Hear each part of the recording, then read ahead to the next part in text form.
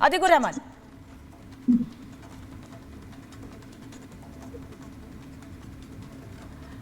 अतीकुर जी, आप तक मेरी आवाज आ रही है? आप सुन पा रही हैं मुझे? हाँ सर, सुन रही हूँ, बोलिए।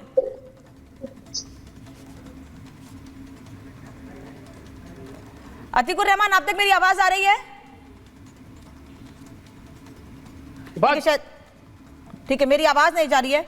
विशाल मिश्रा, आपने पूरी बात को सुन लिया। अतीकुर रहमान कह रहे हैं कि ये डिक्टेटरशिप है, लोगों को डिक्टेट करने की कोशिश की जा रही है।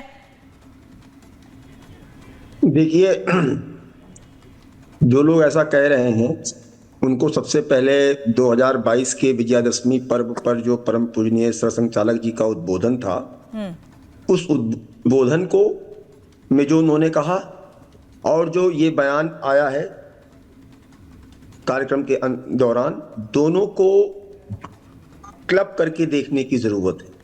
तो क्या है कि 2022 वाले उद्बोधन की बातें तो लोगों को याद नहीं है, तो मैं उनकी जानकारी के लिए बता दूं कि क्या कहा था उन्होंने कहा था कि सारांश में जनसंख्या नीति एक समग्र तरीके से बने, तमाम बातों का विचार करके बने और सभी पर समान रूप से लागू, ध्यान से सुनिएगा, और लोक प्रबोधन द्वारा इसके पूर्ण पालन की मानसिकता बने, तभी जनसंख्या नियंत्रण का माध्यम सफल होगा। उसके बाद जो उन्होंने कहा था कि सन 2000 में भारत सरकार ने समग्रता से विचार कर एक जनसंख्या नीति का निर्धारण किया था, जिसके अंतर्गत महत्वपूर्ण लक्ष्य 2.1 के प्रजनन दर को प्राप्त करना था।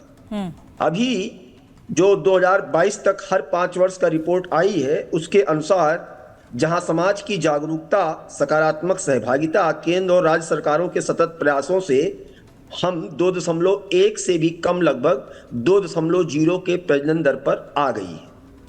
जहां जनसंख्या नियंत्रण के प्रति जागरूकता और उस लक्ष्य की प्राप्ति की दिशा में हम हमने ये सब सुना था विशाल जी, हम ये सब जानते हैं क्या कहा था उन्होंने, आप ये बताइए। नहीं, उसी को जोड़ के आगे सुन तो लीजिए। उन्होंने कहा था कि हम जहां जनसंख्या नियंत्रण के प्रति जागरूकता और उस लक्ष्य की प्राप्ति की दिशा में हम निरंतर अग्रसर हैं, वहीं 2 प्रश्न और भी विचार के लिए खड़े हो रहे हैं। अब सुनिएगा। पहला प्रश्न, समाज विज्ञानी और मनोवैज्ञानिकों के मत के अनुसार बहुत छोटे परिवारों के कारण बालक बालिकाओं के स्वस्थ विकास, परिवारों में असुरक्षा का भाव, सामाजिक तनाव, एकाकी जीवन आदि चुनौतियां आ रही हैं, और जो हमारी परिवार की व्यवस्था है, जो हमारा कंसेप्ट है, उस पर प्रश्न चिन्ह खड़ा हो रहा है। और दूसरी बात क्या कही थी? जनसांख्यिकी असंतुलन का, कि किस प्रकार से जो है ईस्ट तिमोर, दक्षिणी सूडान और कोसोवा, ये इंडोनेशिया, सूडान और सर्बिया से निकलकर जनसंख्या असंतुलन के नाते नए देश बने। अब सुनिएगा।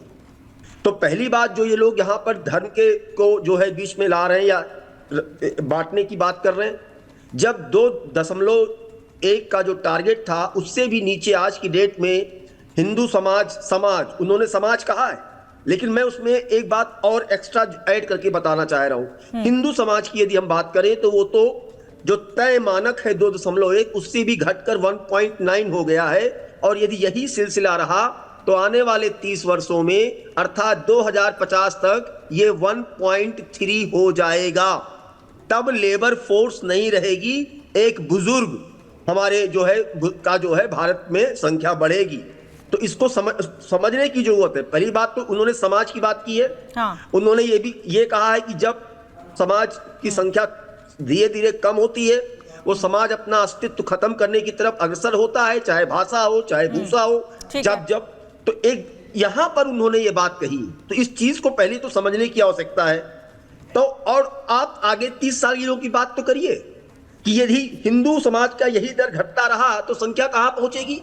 आज की डेट में यदि देखा जाए तो अगर आप देखें तो लगभग 8-9 राज्य हैं जहां पर देखिए कि क्या परसेंटेज रह गया है। चलिए, लक्षद्वीप में 1%, आपने संघ प्रमुख मोहन भागवत के बयान को, आप संघ प्रमुख मोहन भागवत के बयान को समझा रहे हैं, लेकिन ओवैसी की पार्टी के प्रवक्ता कह रहे हैं, कि ये लोगों को बांटने की कोशिश है। अब समझ में आ गया रंगरेज जी कि किस परिप्रेक्ष्य में ये बयान दिया गया है। वो चाइना और जापान जैसा भारत नहीं बनाना चाहते हैं। जैसे चीन में जनसंख्या तो ज्यादा है, लेकिन बुजुर्गों की संख्या ज्यादा है। सुन लीजिए, संकेत इस ओर था। जल्दी से अच्छा पूरी कीजिए सर, जल्दी पूरी कीजिए अपनी बात। वो उन्होंने बाकायदा बताया कि जनसंख्या नियंत्रण की आवश्यकता भी बताई है। उसके पहले के स्टेटमेंट में, जिसको मैंने नहीं पढ़ा है, कि विचार करना होगा कि अगले 50 वर्षों के पश्चात आज के तरुण प्रौढ़ बनेंगे, तब उनको संभालने के लिए कितने तरुण आवश्यक होंगे, यह गणित भी हमें करना होगा। रंगरेज जी, अब समझ में आ गया ना कि ये बयान किस परिप्रेक्ष्य में दिया गया है, जो लेकिन हर चीज को बांटने में, देश को बांटने में, समाज में बांटने की राजनीति करना, अपने लिए लोगों के मन में गलत भावना लाना, भड़काने की कोशिश करना, क्या ये ठीक है? ये नहीं जरूरी था कि इस बयान का सही मतलब बताया जाए? करने लगेगा तो वो कम्युनल हो जाएगा। रंगरेज आ रही हूँ सर। देखिए अनामिका जी, जिस तरीके से आरएसएस के लोग खुद तो शादी करते नहीं है, अपना परिवार ये बनाते नहीं है, अपना परिवार इन्हें पता नहीं परिवार का सुख क्या होता है और बच्चों का क्या महत्व है, ये इन सबको पता नहीं है। आज की महंगाई के दौर में आज हमारे देश में प्रचार का विवाद होता है, जानकारी मत दीजिए। महंगाई बेरोजगारी पे बात आए, कुछ भी आराम से आप बोले जा रहे हैं। काम देखने वाले होते हैं, प्रचार की अवैध होता है। आपके देश के बात तो है नहीं जो आपके लोग जानकारी रखिए पहले। आप गलत बात मत कीजिए, संघ को लेकर आदमी अपने आप आप संघ को लेकर गलत बात मत कीजिए, किसी के कहने से करता है। संघ को लेकर गलत बात मत कीजिए। आप देखिए, आप जो जिस तरीके की बातें कर रहे हैं और बीच में आप बार बार टोकते हैं, समीर तोगाकर जी, आप तो गलत बात क्यों कर रहे हो? आप थोड़ा खामोश हो गए, गलत बात क्यों कर रहे हो? पूरा सुने फिर जवाब दे। तो गलत जानकारी तो टोका जाएगा। अपने घर बसाइए, अपने खुद के 4 बच्चे पैदा करिए, फिर दूसरों को ज्ञान दीजिए। नहीं, किसी पर ऐसे बयान मत दीजिए रंगरेज जी, फिर मैं कहूंगी नहीं, फिर आप किसी के पर्सनल चॉइस पे क्यों आते हैं?